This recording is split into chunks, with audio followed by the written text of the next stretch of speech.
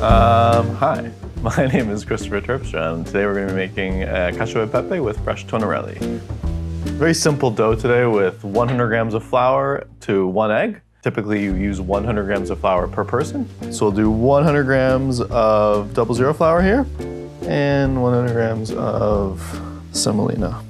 So I'm just going to mix these together, pour it out on the block here. I'm going to make a well in the center of the flour. Have my 2 eggs and crack them in the center of the well. And I want to really incorporate the eggs before I start incorporating any flour. And I can slowly start bringing in the flour from the outside of the well.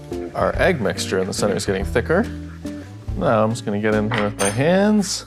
Starting with my fingers, start to incorporate all this loose flour still. As this flour is incorporated, I'm going to be starting to knead the dough, which is very important to developing a nice gluten structure in there, which in turn gives our dough a nice elasticity and a nice bite. So you can see now the dough is starting to have a little bit more of a glossy texture to it now that it's been kneaded. It's bouncing back. It's developed some nice elasticity. So I'll just pull this together into a ball and let it rest for about 15 to 20 minutes. I have my dough ball here and I'm just flattening it out with my hands so that it can fit through the sheeter here. I'm gonna start on the widest setting, and now I'm gonna bring it one more down. And now I'm gonna take my dough and I'm gonna fold it up. And what this does is builds layers, and it builds a lot of like structure and integrity in the dough, so that when, again, I've talked about it a few times, but you wanna have a nice bite in the dough. And I'm gonna open the machine up to the widest setting again, and then gradually feed it through. And a little trick with the pasta too is you always want to work with it on the backs of your hands, you can see I'm doing here, because the palms of your hands have a lot of heat. If you're holding it like this, you're going to keep stretching the dough out and stretching the dough out.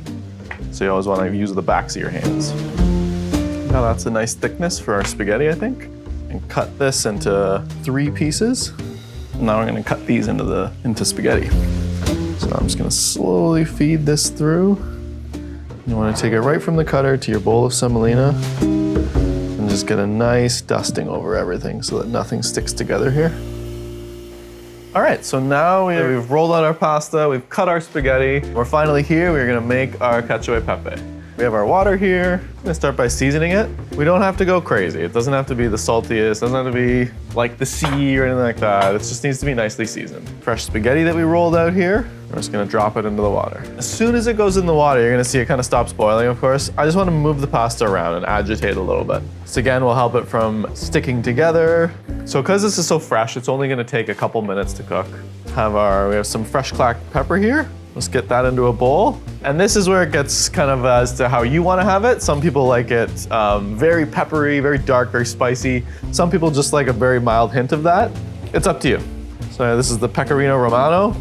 It's a very salty cheese, typical to Rome, typical to Sardinia. And now I'll get some of the Parmigiano. I like mixing it. Some people like just a straight Pecorino. Some people just do Parmigiano. That's again up to you. Gonna be adding some pasta water. It really helps add viscosity to the sauce. I just like checking the pasta for doneness. Just grab a noodle out. And I'm gonna add my pasta. Take a little ladle of this water. And this is where you really wanna start working it. And that cheese will melt and really become a part of the sauce. Gonna take a couple knobs of butter, a little bit of cheese.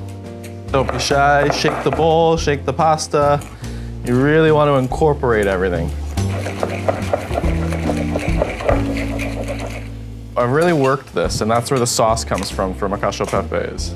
And getting those few ingredients that we're working with to come together.